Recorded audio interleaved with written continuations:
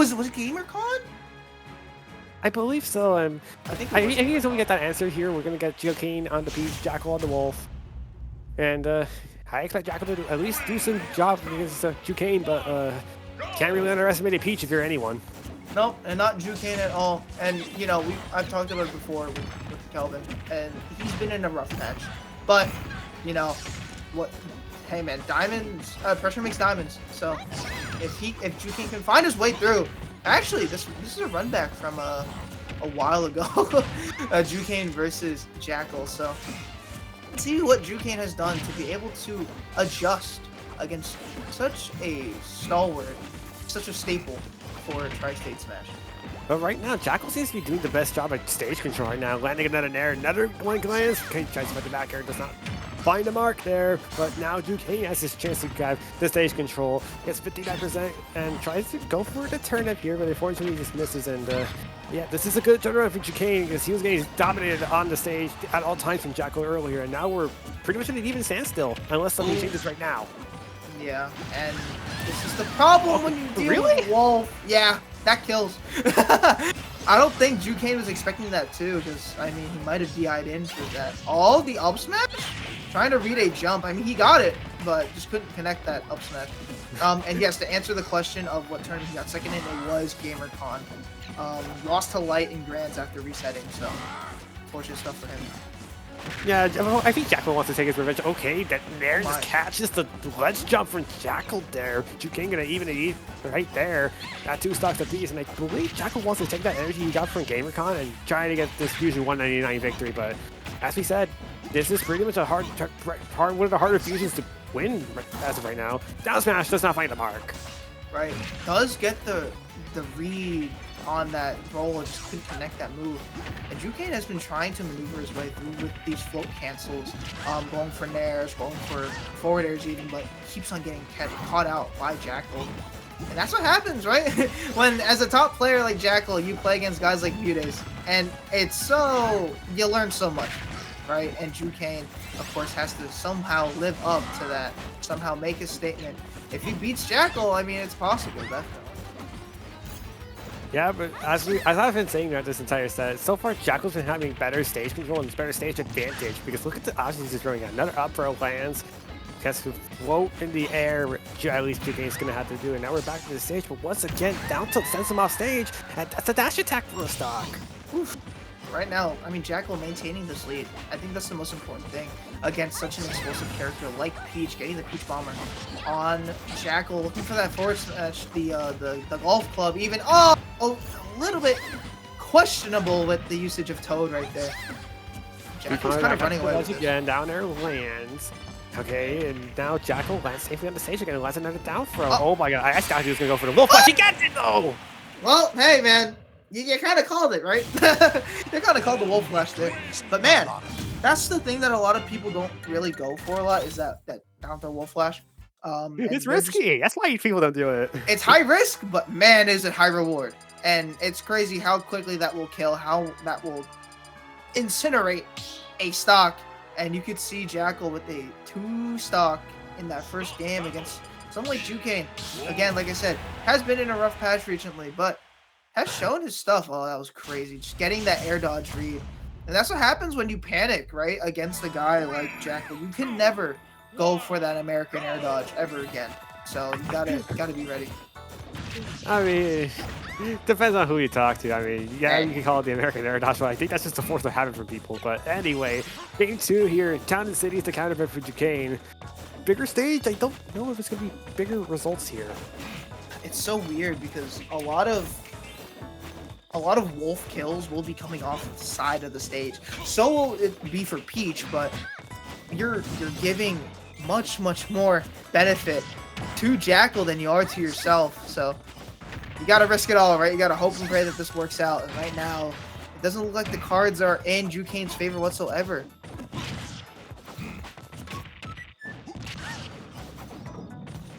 All right. Both these guys are just trying to play neutral as best as possible, getting their, hits out. Oh, wow! Side B. Wow, that smash just lands there. Oof. Nice read from Jakal, man. To be able to catch out that Peach Bomber, that high Peach Bomber that Jukain has been going for a lot. So, very very, very good awareness from Jakal. Yeah, that was just perfect clean there from Jakal, and now we're gonna see these up air. Oh, actually lands on the turnip right there for Jukain, and now we're gonna see 96% come out, but once again, stage control never belongs to Jakal, and it's now Jukain got to break back onto it. That dash attack is gonna give it the stage control back, but you know, Jakal's just comfortable just taking these trades and they're not getting meaningful stage control. When you're at such a high percentage, taking these hits really doesn't matter that much because you're either gonna lose a stock or you don't, you know. So it's like there's basically little to no risk of just kind of pushing in against a guy like, you know, or a character like Peach who really relies on close quarters setups. Yeah, and that's like the thing because turnip is pretty much your OP projectile, but it's not as range as you might think it is, and now Jukain's just floating in the air again. He's almost a stock down. He's pretty much in danger of losing this next stock right here. Dash attack to search for the shield. Peach Bomber lands. The only Town and City is able to save Jakal there for now. Okay, there's the up B. Get back onto the stage option for Jakal. And yeah, I think Jukain's just running out of options and they're just not landing. And wow! I thought he was dead. I'm not gonna lie. I thought know too, but Peach Parasol is actually pretty high vertical recovery. Yeah, we see that, but no vertical recovery is gonna save you from that forward air, which is like we mentioned earlier, right? When we saw that kill at PS2, it's like, oh, there you go. Forward air return. But we saw that move kill on PS2, and we were like, wow, that killed. Yeah, that's a move that people really don't expect to kill, and I think that's what Jakal's kind of banking on. Whoa! That was crazy. It wouldn't have killed, but it would have kept him in advantage. And the way that Jakal has been SDIing or DIing his way out of these combos really shows, you know, it's paying dividends because Jukain hasn't been able to hit any of his cool combos whatsoever. Yeah, that isn't quite what's going on right now because Jukain's been controlled this entire game. You know, we often take for granted how much stage control matters and why this metagame's in a slow pace, where it's just like whoever can control the stage more seems to be the better outcome of the winner. You know, we usually see these type of characters, you know, who love to control the stage. I mean, Wolf especially, but Peach is like, if you control Peach, that's their whole game plan just changing. Right, and as we were talking, Jukain has kind of brought this back. I'm not gonna lie. It's okay. Oh my god, I almost got the kill.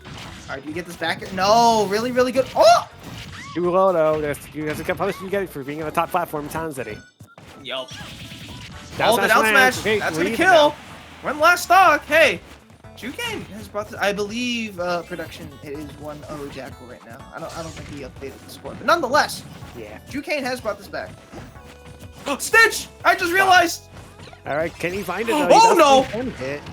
It's a second hit, but at 73%, he still has it in hand. Okay, it's gone, but the damage is even, and Jukain's suddenly back into set. But he needs to get stage control. That's been the name of the game this set so far.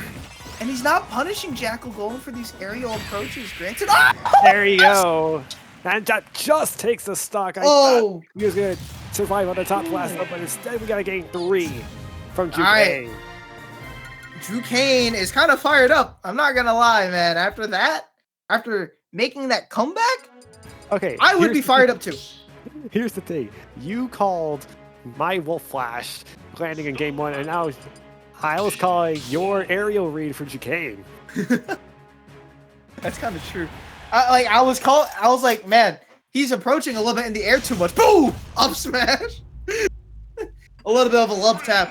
And we're going back to PS2. Makes sense, right? You go back to the stage that you won on, but both players are going to be comfortable with it, so. Hey, Jukain, that was crazy. I'm not going to lie. Getting that up smash, perfect punish from Jukain. Now let's see what he does against Jakal. Finally getting his combos.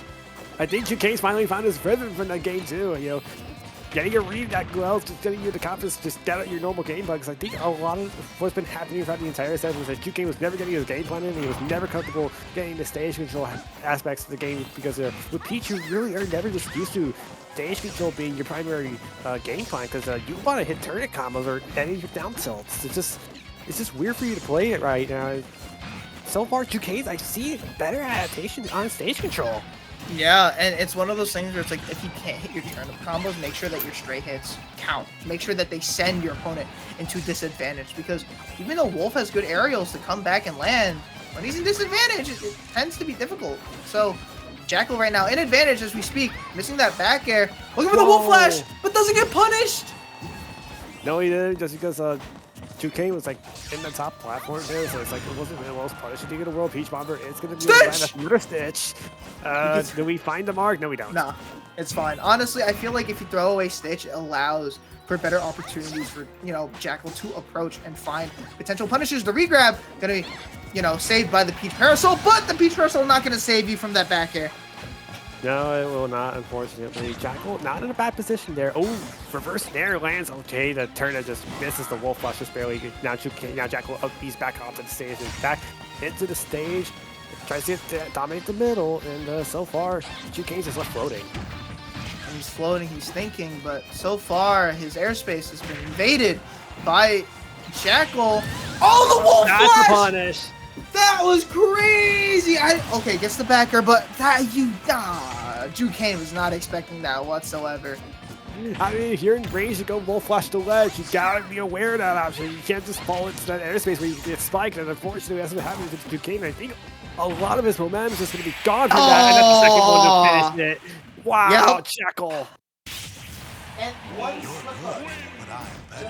Yeah, just one slip up really makes or breaks the game. And we saw that Jukain was fighting so hard to be able to get that stock and then just losing it immediately to that Wolf Flash.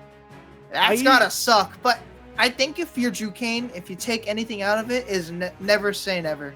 Never give up. Because he was down for a lot of that entire set, and his ability to claw back was just overshadowed by the fact that Jakal is just so strong. His neutral game is absolutely amazing. And here I was just, I don't know why I think this, but I think I might have just called the future there, because I was talking about how that first Wolf Flash in Game 3 was a confidence killer for Jukain, and then the second one just happened. Yeah, and I mean, that's what happens, right? It's like, you're so close. You feel like you're so close to winning a game against someone of, you know, that caliber. And so when you're hot off of that second game, all of a sudden you'll lose because of a simple mistake that you make. That's going to hurt you. And this 3-stock comeback from Jukain was absolutely crazy. I think he gets, you know, that down smash. Yeah. And then just, again, like I mentioned earlier, was that Jukain needs to punish these aerial approaches that Jakal was going for, and then he did it immediately. So maybe he was listening to the stream. Who knows? I don't think he was momentarily. I think he just realized it in a moment here as well. Yeah, I think this is just what I'm talking about. Stage control's the most important aspect that Jukain's there. Yeah, here we go. He tries to do like the nair throw turn up, and it just did not work out in his favor. And it all went downhill from here. You know, get back on the stage with the Peach Bomber. You go ahead to look for the aerial, doesn't find it, gets back onto the stage, avoids the down smash. And down throw, boom. Yep. And there's only so much you can do on that ledge, right? You're either going to get down throwed into Wolf Flash, you're going to get red with the down smash, or even the Lemon Tea where he just runs, you know, a little bit into the stage and then goes for the up smash. So a lot of different options that Jakal has there. But so far, very, very good set of vlog that we've had. But we are going to go on a little bit of a break. So before that, we're going to show you guys some ads. If Kelvin, can you bring them up? Yes, of course.